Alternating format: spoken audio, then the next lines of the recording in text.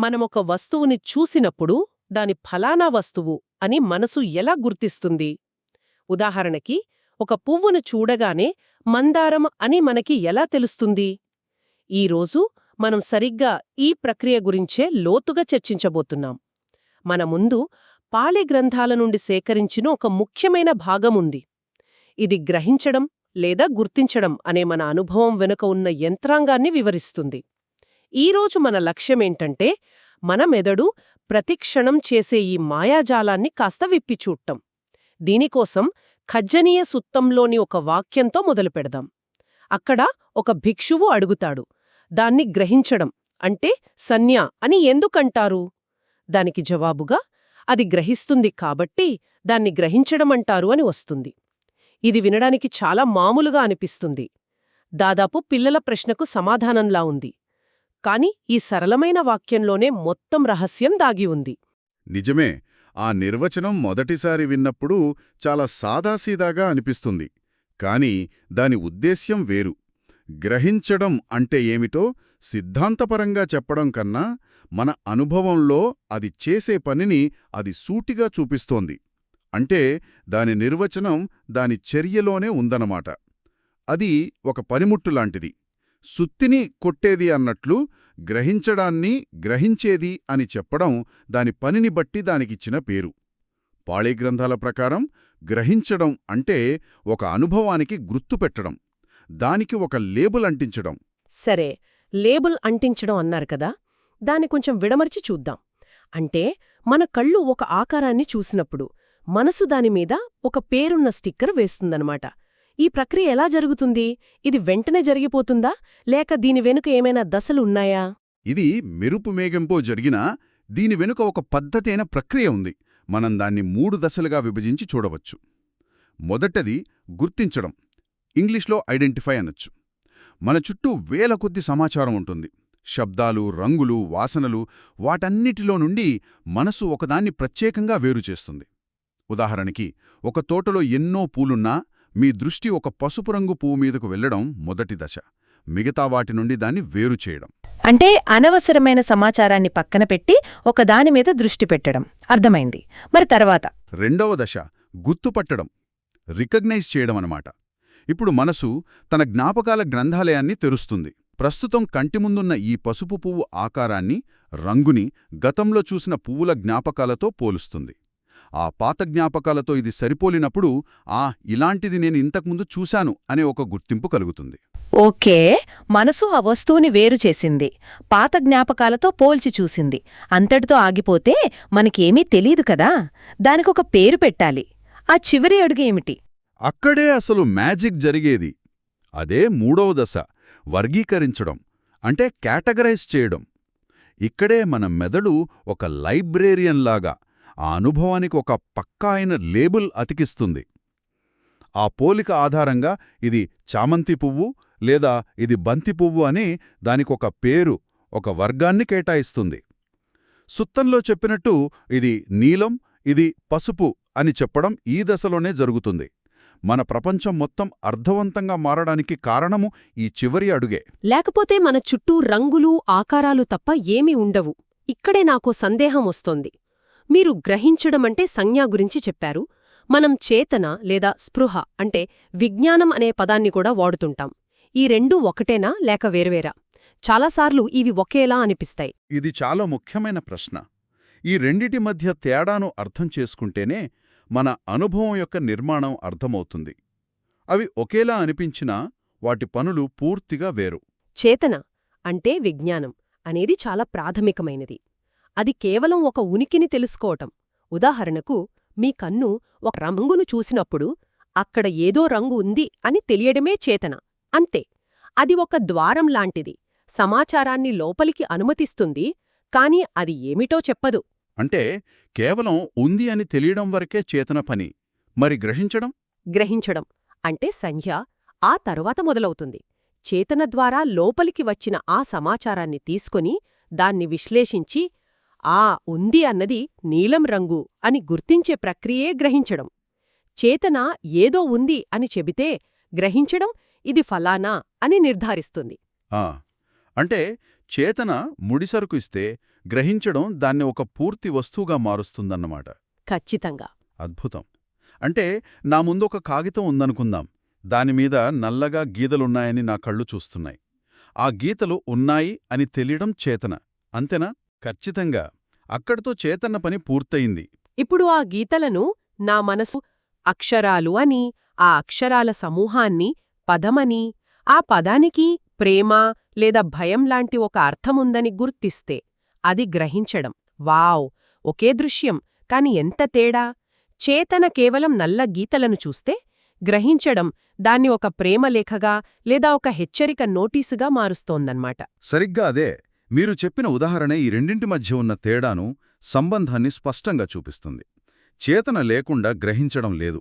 కాని గ్రహించడం లేకపోతే మన అనుభవం అంతా అర్థం లేని గజిబిజి మాత్రమే. సుత్తంలో పసుపు, ఎరుపు వంటి సాధారణ రంగుల ప్రస్తావన ఉంది కదా, అది ఈ ప్రక్రియను ప్రాథమిక స్థాయిలో వివరించడానికని అర్థమవుతోంది. కాని ఈ లేబుల్ వేసే ప్రక్రియ కేవలం రంగులకే పరిమితం కాదు కదా, ఇంకా సంక్లిష్టమైన విషయాలకు కూడా ఇది వర్తిస్తుంది కదా. కానీ ఇదే యంత్రాంగం మన సంక్లిష్టమైన సామాజిక, భావోద్వేగ ప్రపంచాన్ని కూడా నిర్మిస్తుంది. మనం ఒక వ్యక్తిని చూసినప్పుడు మొదట మన చేతన ఒక ఆకారాన్ని నమోదు చేస్తుంది. వెంటనే మన గ్రహించే ప్రక్రియ దానికి పురుషుడు, స్త్రీ వంటి లేబుల్స్ వేస్తుంది. అంతటితో ఆగదు కదా, మనం వెంటనే అందంగా ఉన్నారు, కోపంగా ఉన్నారు, నమ్మదగిన వ్యక్తి లాంటి ఎన్నో తీర్పులను కూడా ఇచ్చేస్తాం. అక్కడే అసలు విషయం ఉంది. మనం పురుషుడు అని గుర్తించిన వెంటనే మిత్రుడు, శత్రువు, అపరిచితుడు, అధికారి వంటి మరింత లోతైన వ్యక్తిగతమైన లేబుల్స్ వేస్తాం. వీటన్నిటి వెనుక పనిచేసేది అదే ప్రాథమికమైన సంజ్ఞ అనే ప్రక్రియ. కాని ఇక్కడే ఒక సమస్య మొదలవుతుంది. మన గ్రహింపు ఎప్పుడూ స్వచ్ఛంగా ఉండదు. అది వక్రీకరించబడుతుంది. దీన్నే పాలీలో సంజ్ఞా విపల్లాస్ అంటారు. అంటే వక్రీకరించబడిన లేదా తప్పుగా గ్రహించడం. వక్రీకరించబడటం అంటే ఉన్నది ఉన్నట్లుగా కాకుండా వేరేలా చూడటమా? అవును. మనం కేవలం ఒక వస్తువును లేదా రంగును ఉన్నది ఉన్నట్లుగా గ్రహించం. సుత్తలోని ఉదాహరణనే తీసుకుంటే మనం కేవలం పసుపు రంగును చూడటం లేదు. దానికి బదులుగా నాకు ఇష్టమైన పసుపు లేదా చాలా వెలిసిపోయిన పసుపు అని మన వ్యక్తిగత ఇష్టాయిష్టాలను, రాగద్వేషాలను, గతానుభవాలను దానిమీద ఆపాదిస్తాం. ఆ లేబుల్ మీద మనమే అదనపు స్టిక్కర్లు అంటిస్తాం. ఇది మనం రోజూ చేసేదే. ఒకే సంఘటనను చూసి ఒకరు ఇది అన్యాయం అంటారు, ఇంకొకరు ఇలా జరగాల్సిందే అంటారు. సంఘటన మారలేదు, కానీ దాన్ని గ్రహించే పద్ధతి, దానికి మనం వేస్తున్న లేబుల్స్ పూర్తిగా వేరు. మన భావోద్వేగాలన్నీ ఈ లేబుల్స్ నుండే మొదలవుతాయన్నమాట. కలుగుతాయి. అదే వ్యక్తిని శత్రువు అని గ్రహించినప్పుడు భయం, కోపం, ద్వేషం వంటివి పుడతాయి. మూల కారణం ఆ వ్యక్తి కాదు, ఆ వ్యక్తికి మనం అంటించిన లేబుల్. మన బాధలకు, సంఘర్షణలకు మూలం తరచుగా ఈ వక్రీకరించబడిన గ్రహింపే. అందుకే మన అనుభవాలను, ప్రతిచర్యలను అర్థం చేసుకోవాలంటే మొదట ఈ గ్రహించే ప్రక్రియ ఎలా వక్రీకరించబడుతుందో తెలుసుకోవడం చాలా ముఖ్యం. అయితే వీటన్నిటి వెనుక ఉన్న తాత్విక ప్రాముఖ్యత ఏమిటి? ఈ బోధనలలో గ్రహించడాన్ని కేవలం గ్రహించే చర్య అని చాలా సరళంగా నిర్వచించడం వెనుక ఉన్న ఉద్దేశ్యమేమిటి? ఇది కేవలం మనసు ఎలా పనిచేస్తుందో చెప్పడమేనా, లేక దీనికి మించిన లోతైన అర్థముందా? దీని వెనుక చాలా లోతైన తాత్విక అంశముంది. అది గ్రహిస్తోంది, అందుకే దాన్ని గ్రహించడమంటారు అనే నిర్వచనం చాలా తెలివిగా రూపొందించబడింది. అది గ్రహించే ప్రక్రియను వివరిస్తూనే తెరవెనుపు ఉండి ఈ ప్రక్రియను నడిపించే ఒక స్థిరమైన నేను లేదా ఆత్మ అనే భావనను తొలగిస్తుంది. నేను గ్రహిస్తున్నాను అనడానికి బదులుగా గ్రహించడం జరుగుతోంది అని చెప్పడం ఈ బోధన యొక్క సారం. ఇది చాలా ఆసక్తికరంగా ఉంది. అంటే ఒక వ్యక్తి కాకుండా ఒక నిరంతర ప్రక్రియ మాత్రమే ఉందని చెబుతున్నారా? నేను చూస్తున్నాను అనడం కన్నా చూడటం అనే ప్రక్రియ జరుగుతోంది అనడం లాంటిదా? ఇది అర్థం చేసుకోవడానికి కొంచెం కష్టంగా ఉంది. అవును, మొదట్లో అలాగే అనిపిస్తుంది. కానీ ఈ ప్రక్రియను ఒక యంత్రంలా చూస్తే స్పష్టత వస్తుంది. దీనికి 3 భాగాలున్నాయి. మొదటిది పరిస్థితి, అంటే ఒక కండిషన్. ఉదాహరణకు మన కంటిమీద కాంతి పడటం. ఇది జరగడానికి ఒక కారణం. రెండవది ప్రక్రియ, ప్రాసెస్. కాంతి పడినప్పుడు మనస్సు ఆ రంగును గుర్తించి దానికొక లేబుల్ వేయడం. మూడవది ఫలితం, రిజల్ట్. దీని ఫలితంగా గ్రహించడం అనే అనుభవం కలగడం.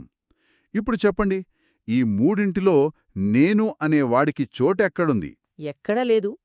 కారణం ప్రక్రియ, ఫలితం. ఇందులో చేసేవాడు అనే భావనకు చోటు లేదు. అంటే గ్రహించేవాడు లేడు, కేవలం గ్రహించడం అనే చర్య మాత్రమే ఉందన్నమాట. సరిగ్గా అదే. నేను, నాది, నా అభిప్రాయం అనేవి ఈ సహజసిద్ధమైన ప్రక్రియపై మనం ఆపాదించుకునే ఒక అదనపు పొర మాత్రమే. నిజానికి అక్కడ జరుగుతున్నది కేవలం పరిస్థితులపై ఆధారపడిన ప్రక్రియల పరంపర. ఈ అవగాహన కలిగినప్పుడు నా ఇష్టాలు, నా అభిప్రాయాలు, నా గుర్తింపు అనే వాటిపై ఉండే గట్టి పట్టు సడలుతుంది. ఎందుకంటే అవి స్థిరమైనవి కావని, అవి కేవలం క్షణక్షణం మారుతున్న మానసిక ప్రక్రియల ఫలితమేనని తెలుస్తుంది. అవును. కాబట్టి ఈరోజు మనం చర్చించుకున్న దాన్ని బట్టి చూస్తే గ్రహించడం అనేది మనం చాలా తేలికగా తీసుకునే ఒక చర్య అయినా అది మన ప్రపంచాన్ని, మన అనుభవాలను నిర్మించే ఒక ప్రాథమిక మానసిక ప్రక్రియ. అది ఒక వస్తువును గుర్తించి దానికొక లేబుల్ వేయడం ద్వారా మన అనుభవాలకు అర్థాన్నిస్తుంది. అవును, ఇది చేతన నుండి భిన్నమైనది. చేతన కేవలం తెలుసుకుంటే, గ్రహించడం గుర్తిస్తుంది. అంతకన్నా ముఖ్యంగా ఈ ప్రక్రియ తరచుగా మన వ్యక్తిగత ఇష్టాయిష్టాలతో, పాత సంస్కారాలతో వక్రీకరించబడుతుంది. దీనివల్లే మన భావోద్వేగాలు, ప్రతిచర్యలు రూపుదిద్దుకుంటాయి. అన్నింటికన్నా ముఖ్యంగా ఈ ప్రక్రియ వెనుక ఒక స్థిరమైన నేను లేడని, ఇది కేవలం కొన్ని పరిస్థితుల వల్ల జరిగే నిరంతర ప్రక్రియ అని అర్థం చేసుకోవడం. ఇది మనల్ని మనం చూసుకునే దృక్పథాన్ని మార్చే ఒక కీలకమైన తాత్విక అవగాహన. ఈ విశ్లేషణ మనల్ని ఒక ముఖ్యమైన ప్రశ్న దగ్గర వదిలేస్తుంది. గ్రహించడం అనేది కేవలం ఇలాంటి ఒక ప్రక్రియ అయితే, మరి అనుభూతి అంటే వేదన, సంస్కారాలు, చేతన వంటి మిగిలిన మానసిక స్థితులు ఎలా పనిచేస్తాయి? మన మొత్తం అనుభవం, మన వ్యక్తిత్వమని మనం చెప్పుకునేదంతా కేవలం ఇటువంటి కొన్ని ప్రక్రియల కలయిక మాత్రమేనా? ఒక వ్యక్తిగా కాకుండా ఒక నిరంతర ప్రక్రియగా మనల్ని మనం చూసుకోగలిగితే మన అనుభవాల స్వరూపం ఎలా మారుతుంది? ఈ విషయం గురించి ఆలోచించడం మనల్ని మనం చూసుకునే పద్ధతిని పూర్తిగా మార్చగలదు.